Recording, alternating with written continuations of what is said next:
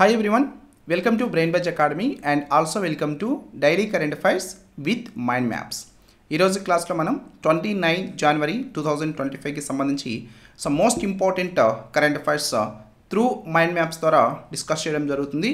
ఈ current affairs మీరు ఏ competitive ఎగ్జామ్కి ప్రిపేర్ అవుతున్నా యూజ్ అవుతాయి. యూపీఎస్సీ కానీ, ఎస్ఎస్సి కానీ, ఏపీపీఎస్సీ కానీ, అలాగే టీజీపీఎస్సీ కానీ, పోలీస్ ఎగ్జామ్స్ కానీ, డిఎస్సి ఎగ్జామ్స్ కానీ వేటికైనా సరే ఉపయోగపడే విధంగా బ్రెయిన్ బజ్ అకాడమీ ఈ విధంగా మైండ్ మ్యాప్స్ ద్వారా మీకు కరెంట్ అఫైర్స్ ప్రొవైడ్ చేయడం జరుగుతుంది. సో మీరు చాలా క్విక్గా గుర్తుపెట్టుకునేదానికి అండ్ సింపుల్గా మీరు కరెంట్ అఫైర్ని రివైజ్ చేసేదానికి ఈ కరెంట్ అఫైర్స్ చాలా బాగా యూజ్ అవుతాయి.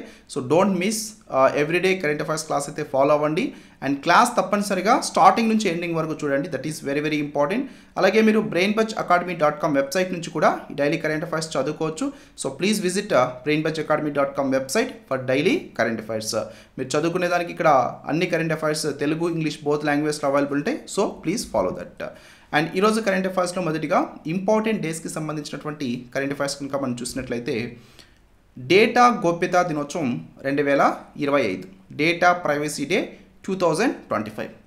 Can you please pause the video and answer. ఎప్పుడు మనం డేటా ప్రైవసీ డేని ప్రతి సంవత్సరం జరుపుకుంటామండి. డేటా గోప్యతా దినోత్సవాన్ని ప్రతి సంవత్సరం ఎప్పుడు జరుపుకుంటారు? Can you please answer anyone?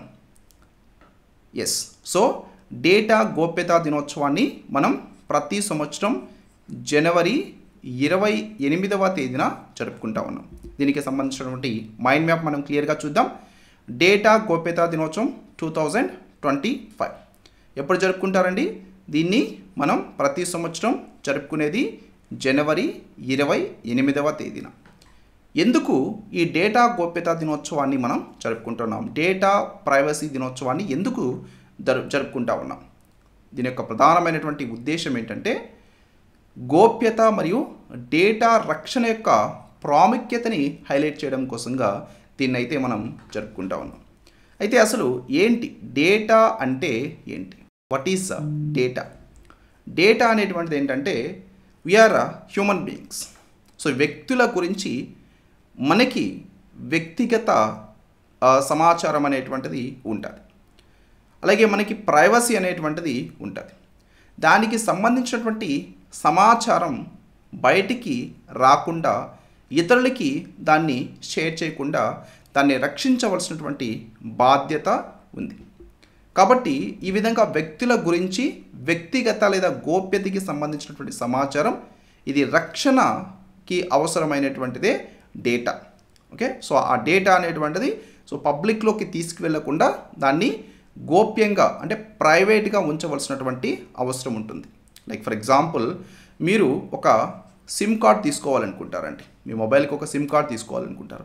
So ఆ సిమ్ కార్డ్కి మీరు ఏం చేస్తారు? లైక్ మీ ఆధార్ కార్డ్ ఇస్తారు. మీ ఆధార్ కార్డులో మీ డీటెయిల్స్ అన్నీ కూడా దాంట్లో ఉంటాయి, ఇంక్లూడింగ్ ఫోన్ నెంబర్ ఇప్పుడు ఆధార్ కార్డులో ఉంటుంది. సో ఎవరైతే ఆ సిమ్ కార్డుకి సంబంధించి మీ దగ్గర నుంచి ఈ ఆధార్ కార్డ్ తీసుకున్నారో సో వాళ్ళు మీ యొక్క డీటెయిల్స్ని ప్రైవేట్గా ఉంచాలి. సో వాళ్ళు మీ యొక్క డీటెయిల్స్ని బయట వెబ్సైట్స్లోకి కానీ, సోషల్ మీడియాలో కానీ, లేకుంటే బయటికి పబ్లిక్లోకి రిలీజ్ చేసేదానికి పాసిబుల్ కాదు. ఆ విధంగా చేయకూడదు. సో ఎందుకంటే డేటా ప్రైవసీ అనేటువంటిది ఇక్కడ చాలా ఇంపార్టెంట్. సో దాన్నే డేటా ప్రైవసీ అని చెప్పేసి మనం పిలుస్తూ ఉన్నాం.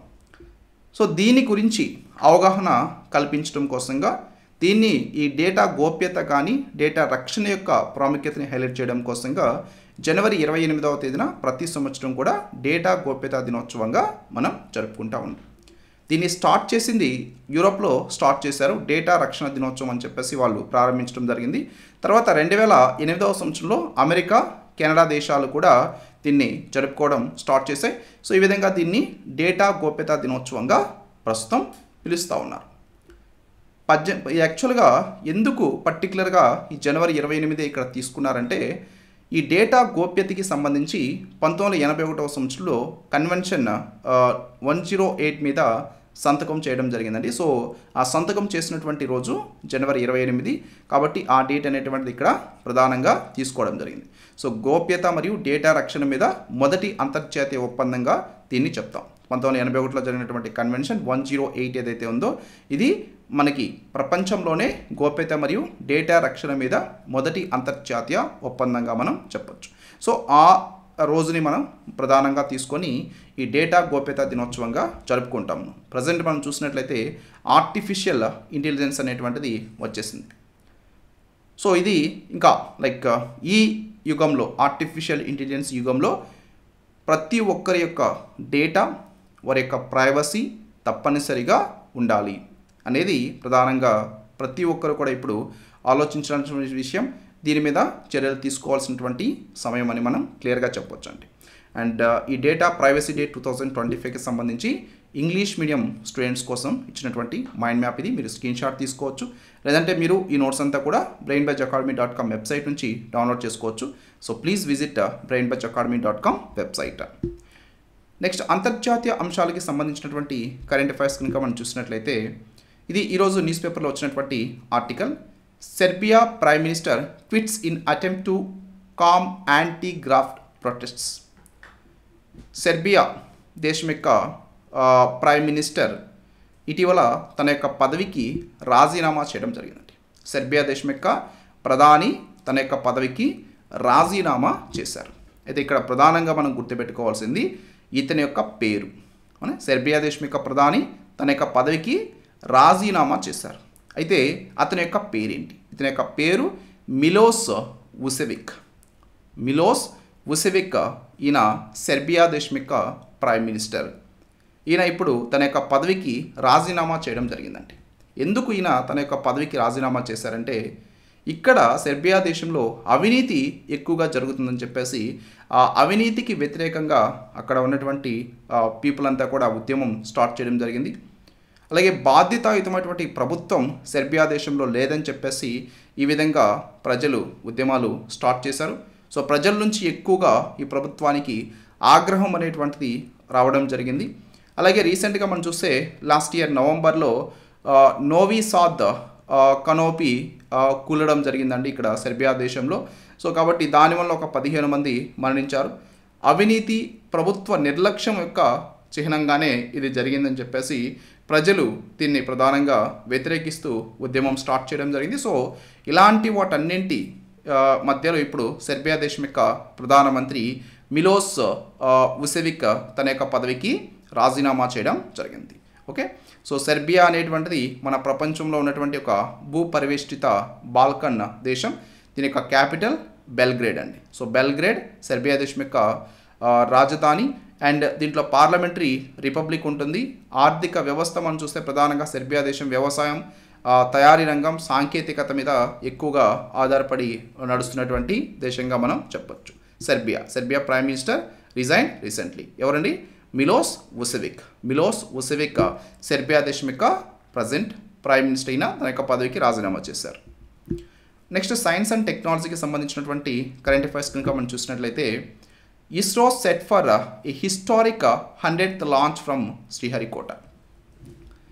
మన భారత అంతరిక్ష పరిశోధన సంస్థ ఇస్రో తన యొక్క లాంచింగ్ స్టేషన్ అయినటువంటి సతీష్ ధావన్ స్పేస్ సెంటర్ శ్రీహరికోట ఏదైతే ఉందో శ్రీహరికోటలో ఉంటుంది Satish Dhawan space centre. So ఇక్కడ నుంచి 100వ లాంచ్ని ఈరోజు ఇస్రో లాంచ్ చేయడం జరుగుతుంది. సో దీన్ని తీసుకువెళ్ళేటువంటి మిషన్ పేరు, ఈ రాకెట్ ఏదైతే ఉందో ఈ రాకెట్ పేరు జిఎస్ఎల్వి F-15. జిఎస్ఎల్వి F-15 అండి. F-15 ఈరోజు దీన్ని లాంచ్ చేయడం జరిగింది. ఇక్కడ ప్రధానంగా మీరు చూసినట్లయితే ఫస్ట్ లాంచ్ వచ్చేసరికి SLV-3E10. SLV-3E10 first launch Sriharikota నుంచి లాంచ్ చేసింది. దీన్ని ఆగస్టు 1979వ సంవత్సరంలో లాంచ్ చేశారు. సో అప్పటి మన భారతదేశం యొక్క మాజీ రాష్ట్రపతి అబ్దుల్ కలాం దీనికి డైరెక్టర్గా వ్యవహరించడం జరిగింది. ఈ మిషన్కి SLV-E10 అనేటువంటి మిషన్కి ఆగస్టు 1979 సంవత్సరంలో ఫస్ట్ టైం ఇది లాంచ్ చేశారు. This the first mission. And GSLV F-15 ఏదైతే ఉందో ఇది 100వ మిషన్. 100వ mission. You can simply remember. ఓకేనా? సో GSLV F-15 ఇది వచ్చేసి 100th మిషన్. ఫస్ట్ మిషన్ ఏంటి? SLV-E10. ఓకేనా? SLV-E10. Okay, so you can simply remember. So ఇది వచ్చేసరికి F. ఓకేనా? So ABCDEF. సో ఈ తర్వాత F వస్తుంది కదా. సో సింపుల్గా మీరు ఇలా గుర్తుపెట్టుకోవచ్చు. E10 తర్వాత F15. ఓకేనా. సో ఈ తర్వాత F వస్తుంది, 10 తర్వాత లైక్ నెక్స్ట్ 5 యాడ్ చేసుకుంటా పోతే 5, 10, నెక్స్ట్ వచ్చేసి 15. ఈ విధంగా మీరు గుర్తుపెట్టుకోండి. అండ్ ఇది వచ్చేసి GSLV అండ్ ఇది వచ్చేసి SLV. GSLV అంటే geo synchronous launching vehicle, SLV అంటే synchronous launching vehicle. So this is the first mission and this is the 100th mission. This is the 100th mission. So ఈరోజు మన భారత అంతరిక్ష పరిశోధన సంస్థ దీన్ని లాంచ్ చేయడం జరిగింది. దీనికి సంబంధించి ఒక మైండ్ మ్యాప్ ద్వారా మనం ఇది తీసుకుందాం. 100వ ఇస్రో ప్రయోగం. ఓకే. సో ఈ మిషన్ ఏంటి? GSLV F15. GSLV F15 ఈ రాకెట్ పేరు. అండ్ ఈ రాకెట్లో వీళ్ళు పంపించేటువంటి శాటిలైట్ పేరు వచ్చేసి NVS-02. NVS-02. దీని యొక్క లక్ష్యం ఏంటంటే ఈ ఉపగ్రహాన్ని జియో సింక్రనస్ ట్రాన్స్ఫర్ ఆర్బిట్లో ప్రవేశపెట్టడం. ఉపగ్రహం యొక్క వివరాలు కనుక మనం చూస్తే ఇది 2వ తరానికి చెందినటువంటి నావిక్ ఉపగ్రహం అండి. ఆధునిక నావిగేషన్ సర్వీసెస్ ఇది ప్రధానంగా అందిస్తుంది. దీనికి ఆధునిక నావిగేషన్ పేలోడ్లు వీళ్ళు అమర్చడం జరిగింది. లైక్ L1, L5, S బ్యాండ్లు దీంట్లో అమర్చారు. స్వదేశీ మరియు ప్రాక్యోడ్ అటామిక్ క్లాక్స్ కూడా దీంట్లో వీళ్ళు ఏర్పాటు చేయడం జరిగింది. అండ్ దీని యొక్క ప్రాధాన్యత మనం చూసినట్లయితే నావిక్ అంటే నావిగేషన్ విత్ ఇండియన్ కాన్స్టిలేషన్. ఓకేనా. సో నావిక్ యొక్క full form navigation with Indian constellation. దీన్ని మెరుగుపరిచారు. అండ్ దీన్ని ఈరోజు జనవరి 29, 2025న మన భారత అంతరిక్ష పరిశోధన సంస్థ లాంచ్ చేయడం జరిగింది. నావిక్ వ్యవస్థని మనం చూస్తే మన భారత స్వతంత్ర నావిగేషన్ వ్యవస్థ అండి. ఇది నావిక్ వ్యవస్థ అనేటువంటిది. ఇది అందించేటువంటి సేవలు ముఖ్యంగా స్థానం, వేగం, సమయం ఇది అందిస్తుంది. లైక్ PVT అంటాం. PVT సేవలు ప్రధానంగా ఇది అందిస్తుంది. అంటే పొజిషన్, వెలాసిటీ, టైమ్ సర్వీసెస్ ఇది ప్రధానంగా ప్రొవైడ్ చేస్తూ ఉంది. భారతదేశం మరియు దానికి 1500 కిలోమీటర్ల వ్యవధిలో సర్వీసెస్ అందించేటువంటి నావిగేషన్ వ్యవస్థ ఇది. దీంట్లో స్టాండర్డ్ పొజిషనింగ్ సర్వీస్ అలాగే రెస్ట్రిక్టెడ్ సర్వీస్ కూడా దీంట్లో ఉన్నాయి. ఖచ్చితత్వంగా ఉంటుంది ఇది. లైక్ ఆ పర్టికులర్ ప్లేస్ అంతా కూడా ఇది ఆ స్థానిక నిర్వచన కానీ సమయం కానీ సో అధిక ఖచ్చితత్వంతో తెలియజేసేటువంటిది ఈ నావిక్ వ్యవస్థ. సో ఈ శాటిలైట్ ఇప్పుడు 2వ తరానికి సంబంధించినటువంటి శాటిలైట్ని ఈ GSLV F15 ఇస్రో యొక్క 100వ లాంచ్లో మన భారత అంతరిక్ష పరిశోధన సంస్థ లాంచ్ చేయడం జరిగింది. సో దీంట్లో కీ ప్లేయర్స్గా వ్యవహరించేటువంటి వాళ్ళు మన భారత అంతరిక్ష పరిశోధన సంస్థ ఇస్రో, మరొకటి వచ్చేసి UR satellite centre. So launch వివరాలు మనం చూస్తే దీన్ని సతీష్ ధావన్ స్పేస్ సెంటర్ 2వ లాంచ్ ప్యాడ్ నుంచి లాంచ్ చేయడం జరిగింది. లాంచ్ వాహనం తీసుకెళ్ళింది. దీని యొక్క రాకెట్ పేరు ఏంటంటే GSLV F15. సో ఉపగ్రహ వేదిక 12K వేదిక అండి. అండ్ దీని యొక్క వెయిట్ వచ్చేసరికి 2250 కిలోగ్రామ్స్. 2250 కిలోగ్రామ్స్. సో ఇది ఓవరాల్గా ఈ మిషన్ గురించి అలాగే మిషన్ తీసుకెళ్లేటువంటి శాటిలైట్ గురించి. This is very very important. ఇది వచ్చేసి 100వ mission. You can simply remember 100వ మిషన్. అలాగే 1వ మిషన్ వచ్చేసరికి సింపుల్గా మీరు చెప్పొచ్చు SLV E10. అవునా. SLV E10 మీరు సింపుల్గా ట్రిక్ కూడా తెలుసుకున్నారు. లైక్ ఇది SLV E10 ఇది కూడా మీరు గుర్తుపెట్టుకుంటే నెక్స్ట్ దీనికి జస్ట్ G యాడ్ చేయడం. GSLV ఈ తర్వాత F10 తర్వాత 15. ఓకేనా. 5 యాడ్ చేసుకుంటే so this is the 100th mission. You can simply remember like that. And మన భారత అంతరిక్ష పరిశోధన సంస్థ దీన్ని స్థాపించింది 1969 ఆగస్ట్ 15. సో ఇంతకుముందు ఇన్కాస్పార్గా దీన్ని స్థాపించారు. తర్వాత 1969లో దీన్ని ఇస్రోగా మార్చడం జరిగింది. అండ్ దీని యొక్క హెడ్ క్వార్టర్స్ కర్ణాటక రాష్ట్రంలోని బెంగళూరులో ఉంటుంది. This is the capital of Karnataka. And ప్రస్తుతం ఇస్రో యొక్క చైర్మన్గా ఉన్నటువంటి వారు వి నారాయణన్. ఈయన ఇస్రోకి 11వ చైర్మన్గా ఇటీవల నియమితులవడం జరిగింది. This is also very very important. I hope you remember. మీరు ఇస్రో యొక్క 100వ ప్రయోగం గురించి నెక్స్ట్ మీకు డెఫినెట్లీ కాంపిటేటివ్ ఎగ్జామ్స్లో క్వశ్చన్ అడిగేదానికి అవకాశం ఉంటుంది. So please remember whole this mind map. ఈ మైండ్ మ్యాప్ నుంచే మీకు 100% క్వశ్చన్ అయితే వచ్చేదానికి అవకాశం ఉంటుంది. Next summits and conferences related current affairs కనుక మనం చూసినట్లయితే వరల్డ్ ఎకనామిక్ ఫోరం తెలుగులో మనం చెప్పాలంటే ప్రపంచ ఆర్థిక వేదికగా దీన్ని మనం చెప్తాం. ప్రపంచ ఆర్థిక వేదిక ఇది ప్రస్తుతం ఎందుకు అసలు వార్తల్లో ఉంది? ప్రపంచ ఆర్థిక వేదిక అనేటువంటిది ఎందుకు వార్తల్లో ఉందంటే రీసెంట్గా జనవరి 20 తేదీ నుంచి జనవరి 24 వరకు కూడా స్విట్జర్లాండ్ దేశంలోని డావోస్లో ప్రపంచ ఆర్థిక వేదిక యొక్క వార్షిక సమావేశాన్ని నిర్వహించడం జరిగింది. సో దీనికి తెలంగాణ రాష్ట్రం నుంచి తెలంగాణ ముఖ్యమంత్రి రేవంత్ రెడ్డి గారు కానీ, సో అలాగే ఆంధ్రప్రదేశ్ రాష్ట్రం నుంచి ఆంధ్రప్రదేశ్ రాష్ట్ర ముఖ్యమంత్రి చంద్రబాబు గారు కానీ, అలాగే ఆంధ్రప్రదేశ్ రాష్ట్రం యొక్క ఎడ్యుకేషన్ ఐటీ మినిస్టర్ వీళ్ళంతా కూడా పార్టిసిపేట్ చేయడం కూడా జరిగింది. సో అయితే అసలు ఏంటిది ప్రపంచ ఆర్థిక వేదిక అనేటువంటిది ఏంటి, దీని యొక్క లక్ష్యం ఏంటి అంటే ఇది ప్రపంచాన్ని మెరుగుపరచడం కోసం ఒక ప్రజా ప్రైవేటు సహకారాన్ని ప్రోత్సహించేదానికి ఒక ప్లాట్ఫామ్ అన్నట్టు. దీంట్లో ఆర్థిక సామాజిక మరియు పర్యావరణ సమస్యల్ని పరిష్కరించడం కోసంగా భాగస్వామ్య సహకారం ద్వారా ముందుకు సాగేందుకు ఇది ఒక ప్లాట్ఫామ్గా ఏర్పాటు చేయబడినటువంటిదండి ప్రపంచ ఆర్థిక వేదిక. అండ్ దీన్ని స్థాపించింది 1971వ సంవత్సరంలో యూరోపియన్ మేనేజ్మెంట్ ఫోరంగా దీన్ని స్థాపించారు. తర్వాత 1987వ సంవత్సరంలో ప్రపంచ ఆర్థిక వేదిక వరల్డ్ ఎకనామిక్ ఫోరం అని చెప్పేసి దీన్ని పేరు మార్చడం జరిగింది. అయితే దీన్ని ఎవరు స్థాపించారు? దీన్ని స్థాపించినటువంటి వారు జర్మనీ దేశం యొక్క ఆర్థికవేత్త close swab. Okay, so remember close swab ఈయన జర్మనీ దేశం యొక్క ఆర్థికవేత్త, దీన్ని ప్రారంభించినటువంటి వ్యక్తి.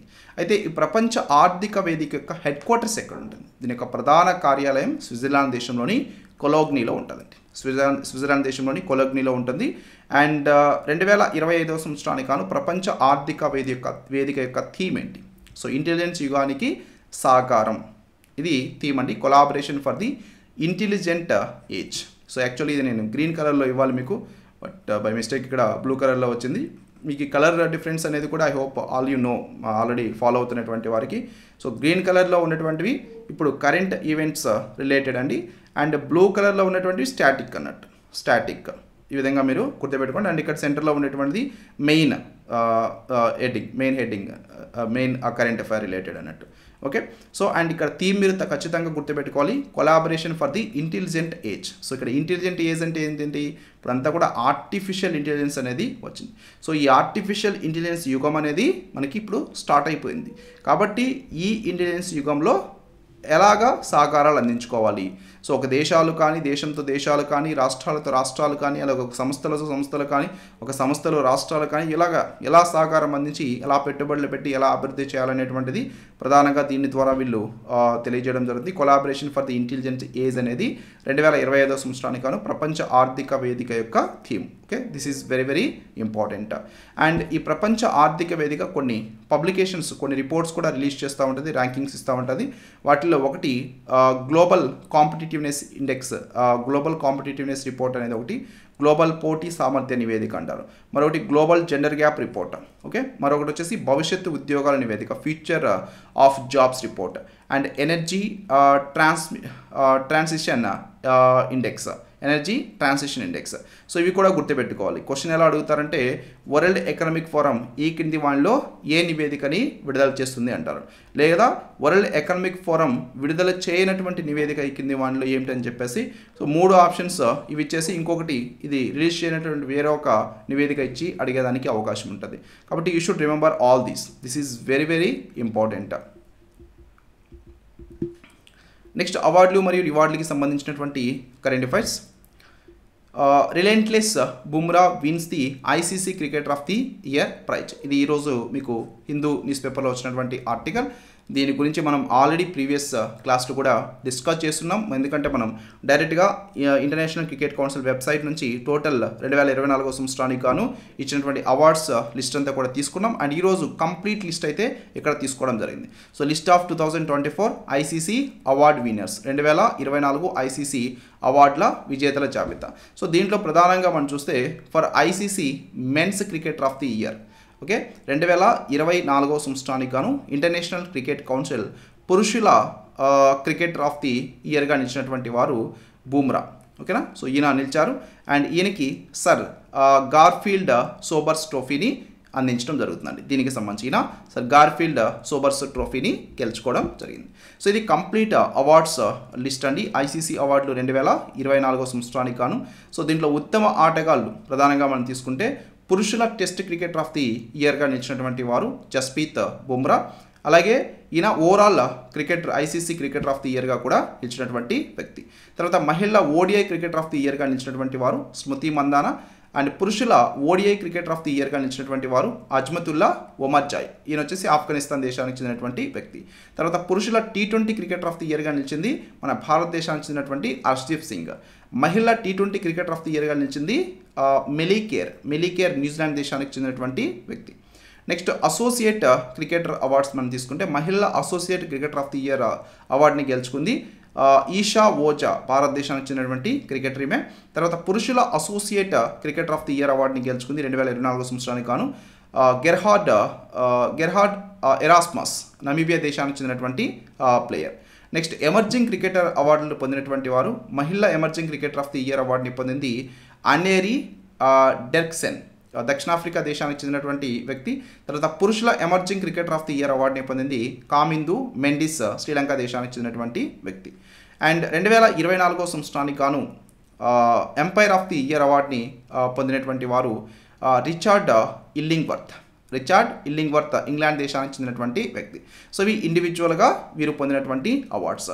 సో నెక్స్ట్ ఓవరాల్గా ఇక్కడ టీమ్స్గా మనం చూస్తే, టీమ్స్ అంటే మనం క్రికెట్ తీసుకుంటే ఏముంటాయండి, మెయిన్గా మనం చెప్పాలంటే T20 ఉంటుంది, ఇంటర్నేషనల్ T20 క్రికెట్ ఉంటుంది, తర్వాత ఇంటర్నేషనల్ టెస్ట్ క్రికెట్ ఉంటుంది, తర్వాత ఇంటర్నేషనల్ ఓడిఐ క్రికెట్ ఉంటుంది, అవునా.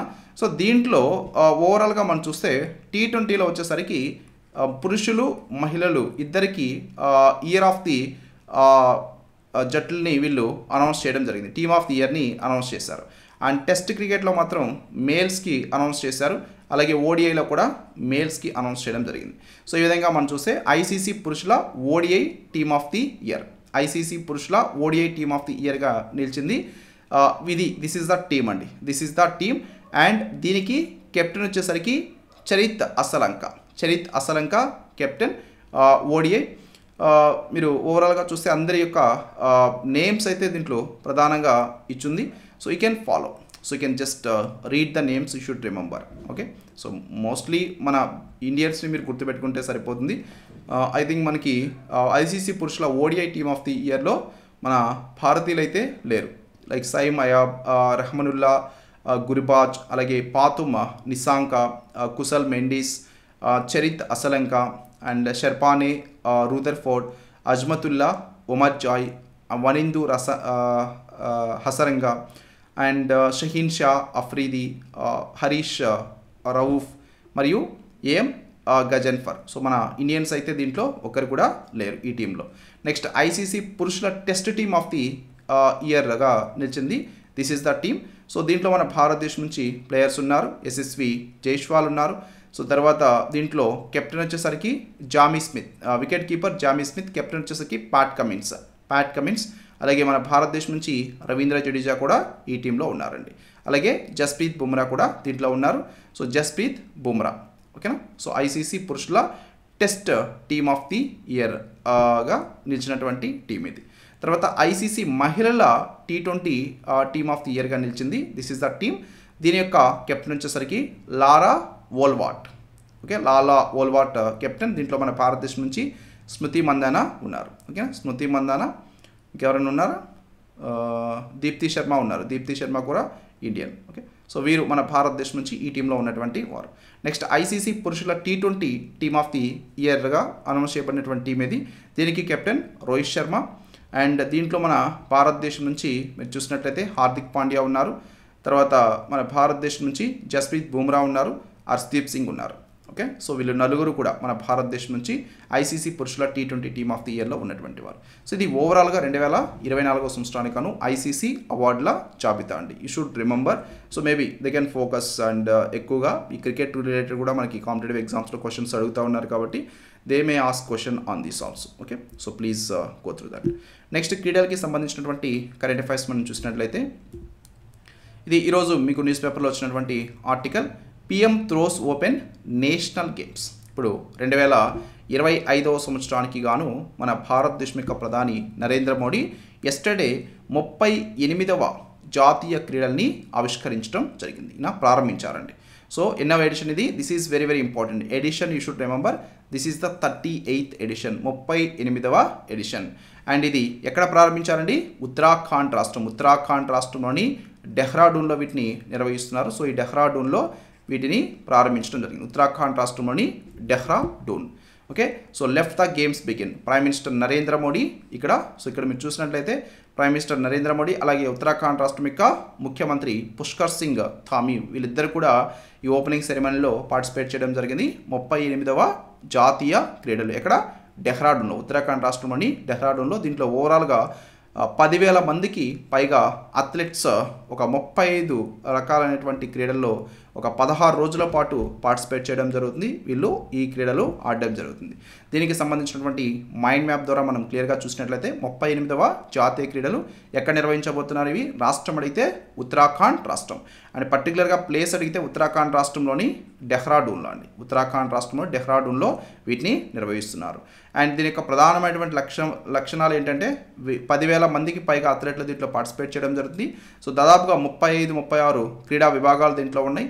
7 హోస్ట్ నగరాలు ఉన్నాయి. ముఖ్య ప్రాంగణం వచ్చేసరికి డెహ్రాడూన్ అండి. ఓవరాల్గా 7 హోస్ట్ సిటీస్ ఉన్నాయి. అండ్ మెయిన్ వచ్చేసరికి డెహ్రాడూన్. అండ్ దీని ఓపెనింగ్ సెరమనీ నిర్వహించింది కూడా డెహ్రాడూన్లోనే నిర్వహించారు. సో 450 పథకాలు దీని ద్వారా అందించడం జరుగుతుంది. అండ్ ఈవెంట్ యొక్క ముఖ్య అంశాలు మనం చూసినట్లయితే ఈ విశిష్ట ప్రారంభోత్సవంలో మన భారతదేశం యొక్క ప్రధాని నరేంద్ర మోడీ పార్టిసిపేట్ చేశారు. అలాగే ఉత్తరాఖండ్ రాష్ట్రం యొక్క ప్రస్తుత ముఖ్యమంత్రి పుష్కర్ సింగ్ ధామీ కూడా దీంట్లో పార్టిసిపేట్ చేయడం జరిగింది. అండ్ దీనికి ప్రధానంగా ఇవి మీరు గుర్తుపెట్టుకోవాలి. ఓకే, ఈ 38వ జాతీయ క్రీడలకి ప్రతీకాత్మక చిహ్నాలు ఏంటి? సో మెయిన్గా లోగో మీరు చూసినట్లయితే దిస్ ఈజ్ ద లోగో. ఇక్కడ మీరు కనిపిస్తుంది కదా, this is the logo. So ఈ లోగోలో మీరు చూస్తే హిమాలయాలు వీళ్ళు దీంట్లో చేర్చడం జరిగింది. అలాగే హిమాలయన్ మోనల్ అనేటువంటిది ఒక పక్షి మీరు ఇక్కడ చూస్తున్నారు కదా. సో ఈ హిమాలయన్ మోనల్ని ఈ లోగోలో వీళ్ళు ఉంచడం జరిగింది. అలాగే గంగా నదిని కూడా ఈ లోగోలో ఉంచారండి. సో హిమాలయన్ మోనల్ అనేటువంటి పక్షిని, గంగా నదిని. సో వీటితో వీళ్ళు ఈ విధంగా 38వ జాతీయ క్రీడలకి సంబంధించిన లోగోని ప్రిపేర్ చేయడం జరిగింది. అండ్ 38వ జాతీయ క్రీడల యొక్క మస్కట్ ఏంటంటే మౌలి. ఈ మౌలి అనేటువంటిది హిమాలయన్ మోనల్ ఆధారంగా రూపొందించబడినటువంటిది. అండ్ టార్చ్ వచ్చేసరికి తేజస్విని ఈ టార్చ్ స్టార్ట్ చేయడం జరిగింది. సో క్రీడా ప్రేరణకి ఒక సంకేతంగా దీన్ని అయితే చెప్పడం జరుగుతుందండి.